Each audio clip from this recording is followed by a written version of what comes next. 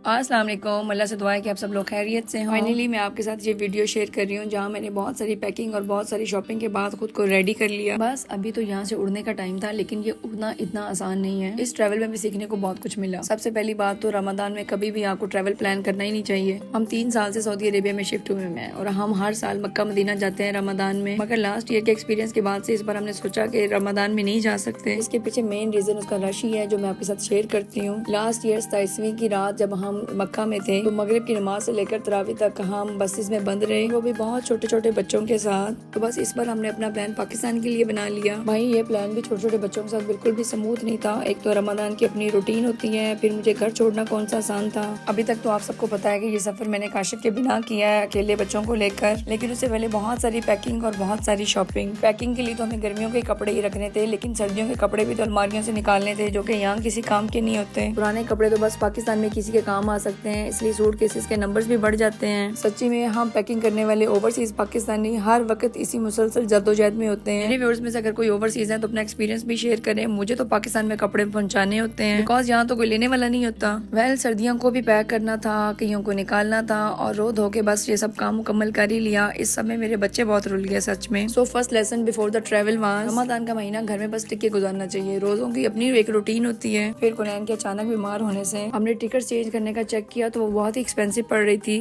तो बस अल्लाह अल्लाह करके निकलते हैं। यहाँ हमने बच्चों को रात में नला दिया था, क्योंकि हमें सुबह 9 बजे घर से निकलना था। इस तरह कुनैन तो बिल्कुल सुकून से सोई रही, लेकिन प्रेशा को शायद पता चल गया था कि मैं बाबा के साथ आज लास्ट नाइट हूँ। जहाँ ये लड़की 1 मिनट के लिए भी सोई हो। यूँ पैकिंग करने के बाद घर को साफ करते करते मेरी सहरी का टाइम हो गया। वैसे तो मैंने सोचा था कि काशिफ के लिए मैं 1-2 सालन भी बनाकर चली जाती हूँ, लेकिन फिर मैंने फ्रोजन आइटम्स इतने बनाकर रखे हुए हैं कि रमजान में तो काशिफ को कोई मुश्किल नहीं आने वाली। देखो इसको पूरी रात पता लग चुके हैं कि मैं जा रही हूँ, अपने बाबा की जान निकल गई।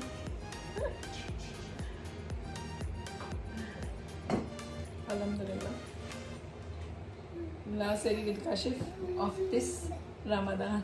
एक्टिंग चेक कर लो बस मेरे बंदे की कैमरा के सामने। फाइनली इस व्लॉग में आप देख रहे हैं कि हम एयरपोर्ट पहुंच गए हैं। ये है किंग फाहद इंटरनेशनल एयरपोर्ट, जिसकी लिफ्ट हमेशा ही खराब नजर आई। तो अभी हमने इन हजरात की से थोड़ा सामान तो नीचे पहुंचा लिया, लेकिन ये यहाँ बोलते हैं कि इससे आगे इनको जाने की परमिशन भी नहीं है। फिर आता है लगेज का वेट और उसकी परमिशन। सफर का मुश्किल तरीन काम। हमने घर पे भी एक वेट मशीन रखी हुई है, के बावजूद भी हमें यहाँ रीचेक करना है। इसी व्लॉग में स्टेप बाय स्टेप जाते हुए मैं आपको बताती जाऊँ कि यही काशिफ हमारा लगेज सबमिट करा देंगे। तो बस फिर मेरे पास हैंड कैरीज रह जाएंगे साथ ले जाने को, या बच्चे। पाकिस्तानी एयरपोर्ट्स पर ऐसी फैसिलिटी नहीं होती ना। प्रोसेस के स्टेज पर वो वेट भी करते हैं और फिर यूं एक्स्ट्रा लगेज हम निकाल कर वापस काशिफ को दे भी सकते हैं। अभी हमें पर पर्सन 2 बैग्स अलाउड थे और हर बैग 23 kg का ही होना चाहिए था। कभी कभार तो 1 आधा किलो के ऊपर ये बहुत बहस करते हैं और कभी कभार ये जाने देते हैं। यहाँ एक बहुत बड़ा फोल्डिंग बैग हमारे एक फ्रेंड का था, जिसे सबमिट करने के लिए गेट भी अलग ही था।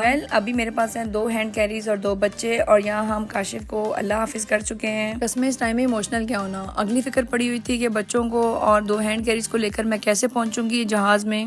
इसके बाद पिक्चर्स बनी, और पिक्चर्स बनने के बाद में हैंड कैरीज स्कैन हुए। स्कैन होने के बाद से हम पहुंचे हैं अपने फर्स्ट फ्लोर पे। ड्यूटी फ्री चॉकलेट्स और ड्यूटी फ्री ही कॉस्मेटिक्स प्लस परफ्यूम्स मैंने इग्नोर करते हुए यहाँ से गुजरना है। हमने तो वैसे कभी भी एयरपोर्ट से शॉपिंग नहीं की। मेन रीजन तो यही है कि हम चॉकलेट्स खाते ही नहीं, और फिर मेरे पास तो बिल्कुल भी यहाँ टाइम ही नहीं था। प्रेशा रात में तो सोई ही नहीं थी, सारी रात तो वो जागती रही, लेकिन प्रैम में भी बेचारी सो ना सकी, बिकॉज उसे बार बार चेकिंग और पिक्चर्स के लिए उठाया जा रहा था। इसके बाद बोर्डिंग पास पर अपना गेट नंबर देखकर बस मैं लिफ्ट के थ्रू नीचे पहुंचती हूँ। इस सारे प्रोसेस में मेरे पास 1 मिनट का टाइम नहीं था, फिर भी मैंने अपने व्यूअर्स के लिए कुछ वीडियोस रिकॉर्ड कर ली। मेरे से तो अभी तक क्वेश्चंस हो रहे हैं कि तुम अकेले कैसे आई। भाई अकेले सफर करना एक बहुत बड़ी स्ट्रगल है। ये वीडियो किसी के काम आ जाए। बस के थ्रू मैं अपने हवाई जहाज तक पहुंच चुकी हूँ। यहाँ इस दरवाजे पर इन्होंने मेरे से हैंड कैरीज पकड़ लिए हैं, ये कहकर आपने पहले क्यों नहीं सबमिट कराए। अरे हैंड कैरीज के लिए तो हमने बहुत मिलते की, उन्होंने सबमिट ही नहीं की है। आई विश लगेज के साथ ही सबमिट हो जाते हैं। मैंने आपको बताया ना कि ये सब उसके मूड पे डिपेंड करता है जो आपका लगेज सबमिट कर रहा होता है। या मेरे और कुनैन की तो 2 सीट्स पक्की हैं, लेकिन तीसरी सीट पर कोई और बैठा हुआ था, जो कि यहाँ बैठे हुए मुफ्त में मेरा भाई बन गया था। लेकिन खैर है, पाकिस्तानी जो था। देखते जाए, मैं आपको बताती हूँ कि ये कैसे पाकिस्तानी होना भी साबित करेगा। फर्स्ट आवर में ही एयर होस्ट ने मील दे दिया। सफर के दौरान में रोजा छोड़ने की ऑप्शन इस्लामी तो है, मैंने फिर भी रोजा रखा, बिकॉज ये आइडिया था कि ये फ्लाइट पाकिस्तान जा रही है और सभी मुस्लिम्स होंगे, तो यहाँ पे रोजा छोड़कर क्या करेंगे, रोजादारों के साथ बैठ के क्या खाया जाएगा भला। शायद रोजे में ही मुझे लग रहा था कि इस बार मील बहुत अच्छा दिया इन लोगों ने जो कुनैन खा रही है। अदरवाइज तो मुझे सऊदी एयरलाइन हो या एमिरेट्स हमेशा खाना बहुत फीका मिलता है। लैंडिंग से कुछ देर पहले इन्होंने इफ्तार बॉक्सेस भी दे दिए, जबकि इफ्तार का एग्जैक्ट टाइम तो लैंडिंग पे ही हुआ। वेल क्या फीलिंग थी,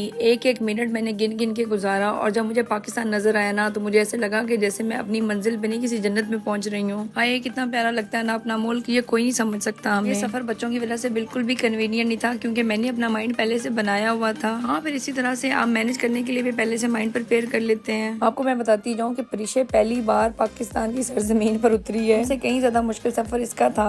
अरे वो जो तीसरा बंदा मेरा भाई बना बैठा था उसने मुझे मुड़कर भी नहीं देखा कि बाजी आपको किसी मदद की जरूरत है तो आप तो मेरी बहन बनी हुई थी। यार ये पाकिस्तानियों का जहाज था और पाकिस्तान लैंड कर रहा था, किसी एक बंदे ने भी मुझे अपनी हेल्प के लिए ऑफर नहीं की। पाकिस्तान से तो बहुत मोहब्बत है लेकिन पाकिस्तानियों के रवैयों से बिल्कुल भी नहीं। आज तो सामान लेने के लिए भी 1 घंटा खड़ा रहना पड़ा। ईद का मौका था, स्कूली ने भी मुझसे ईदी मांग ली। 2 ट्रॉलीज थी मेरे पास तो मैंने इसको 2000 रुपीज दे दिए कि पूरा लगेज मैंने एक एक खुद निकलवाया। वेल पाकिस्तान लैंड करने की इतनी ज्यादा खुशी थी ना कि मैं आपको क्या ही बताऊं। मगर वहाँ उतरते ही मौसम इतना बदला हुआ कि मुझे समझ ही ना आए। रोड पे शदीद गर्मी लग रही, बच्चों की जैकेटें तो फुर से उड़ गई थी। यहाँ पे लाहौर में मेरी बहनें भी रहती हैं मगर मैंने सबको एक ही जगह इकट्ठे होने का बोला हुआ है। फर्स्ट नाइट का स्टे भी हमें लाहौर में ही करना है, थोड़ा रेस्ट भी हो जाएगा, रेस्ट से ज्यादा गपशप लगाएंगे, मिलना जुलना होगा और बड़ा मजा आएगा। और फिर यहाँ की मकाफात में तो प्रोटोकॉल का टाइम हुआ जाता है, हम सबका मिलना एक तरफ, लेकिन ये सब प्रिशा से मिलने के लिए एक तरफ। प्रिशा कैसी है, किस पे गई है, रंगों मिजाज में किस पे गई है, ये सब तो अभी पता चलेगा। भाई ये तो 1 लाख से आरी लड़की निकली, इसने तो किसी को मुंह भी न लगाया। बस इसके बाद से ये लड़की गोंद की तरह से मुझे चिपक चुकी है और अभी मेरे से ना पूछेंगे व्लॉग के इस वक्त तक मैं इससे कितनी चिढ़ चुकी हूँ। सच्ची में यार अगर आप बाहर से पाकिस्तान आए ना तो 1-2 हफ्ते तो आपका पॉइंट बना होता है ना कि आप बीमार हो जाएंगे। फिर इनफैक्ट बच्चे अपने बाबा को बहुत मिस कर रहे हैं, जिसका हमें आइडिया तो था मगर इतना ज्यादा मिस करेंगे ये बिल्कुल नहीं आइडिया था। मेरे बहुत सारे फ्रेंड्स मेरे मैसेज करके पूछ रहे हैं कि तुम भाई वापस क्यों नहीं आई अभी तक। व्लॉग के थ्रू ही मैं आपको बताऊं कि हम जल्दी वापस नहीं आने वाले, एक बहुत लंबी छुट्टी लेकर आए हैं हम, बिकॉज मैं 1.5 साल के बाद पाकिस्तान आई हूँ। अच्छा देखें कितना प्रोटोकॉल मिलता है ना जब आप बहुत अरसे के बाद जब पाकिस्तान आते हैं। सोचा अभी तो इस प्रोटोकॉल को एंजॉय करते हैं और फिर यहाँ की गर्मी से हम खुद ही अक्कर जब यहाँ से जाएंगे शायद यहाँ के लोग भी हमसे अक्के हुए होंगे। तो बस जब तक दिल नहीं भरता तब तक तो हम पाकिस्तान में ही हैं। तो जनाब एक रात स्टे करने के बाद में हम पहुंच चुके हैं अपने ससुराल, जो कि जनूबी पंजाब का एक गाँव है। आपकी बहन की इज्जत अफजाई है या प्रिशे की मुँह दिखाई, जो भी है बड़ी गुडी गुडी फीलिंग आ रही है भाई। बस इसके बाद से कुनैन मेरे हाथ नहीं चढ़ी है भाई। कुनैन को एक एक रिश्ता अपना याद है और वो इनकी सबसे बहुत ज्यादा अटैच भी है। हाँ भाई प्रिशे की मैं आपको बताऊँ इसने मुझे बहुत तंग किया। इसके बाद से वो मेरे अलावा जिस बंदे को जानती है वो सऊदी अरेबिया में ही रह गया। इसके बाद ये मेरी गूंद और मेरी चिपक बन चुकी है। बहुत ही मजेदार किस्म का ससुराल से भी वेलकम मिला मुझे। फिर उसके बाद से बहुत सारी कहानियां, सफर खत्म हुआ और अभी बहुत सारी सेटलमेंट बाकी थी। जहाँ पैकिंग मुश्किल थी वहीं अनपैकिंग उससे भी ज्यादा मुश्किल लग रही थी। लेकिन पाकिस्तान की अपनी एक मौज है, यहाँ आपको एक सपोर्ट मिल जाती है। मेरे लॉज ने मेरे बच्चों को भी संभाल लिया और मुझे एक मेड भी दे दी। मेरे पाकिस्तानी स्टे तक वो फुल टाइम मेरे साथ ही रहेगी।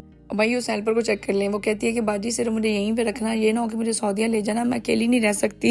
अल्लाह अल्लाह फिलहाल तो मुझे सपोर्ट के लिए मैं बहुत ज्यादा खुश हूँ। पाकिस्तान हमारे लिए किसी जन्नत से कम नहीं, जितने भी काम हो आपको लिए हर काम में एक सपोर्ट मिल जाती है, हमें अपने मिल जाते हैं। टोटली स्पीकिंग मैं आपको बताऊँ पूरी दुनिया एक तरफ, मुझे इस कमरे का सुकून एक तरफ। ये मेरा अपना कमरा है, यहाँ मेरा जहेज भी पड़ा है। फिर मेरे ससुराली ने मेरा इतना अच्छा वेलकम किया ना, इसको डेकोरेट किया हुआ था। शॉर्ट्स में भी आपके साथ इसकी डेकोरेशन शेयर करती हूँ। अरे यार हम जितने भी सेट हो लें, जहाँ भी सेट हो लें, अपना घर तो बस अपना ही होता है। चले जी शॉर्ट्स में तो मैं शेयर कर चुकी हूँ, बहुत सारी ईदें आई भी हैं और हमने ईदें दी भी हैं। अगर आप चाहते हैं कि मैं मजे मजे के दिन आपसे शेयर करूँ तो आप मेरे लिए दुआ भी करते रहें। अल्लाह करे कि हम जिस शौक और खुशियों से यहाँ आए हैं वो सब कायम रहें।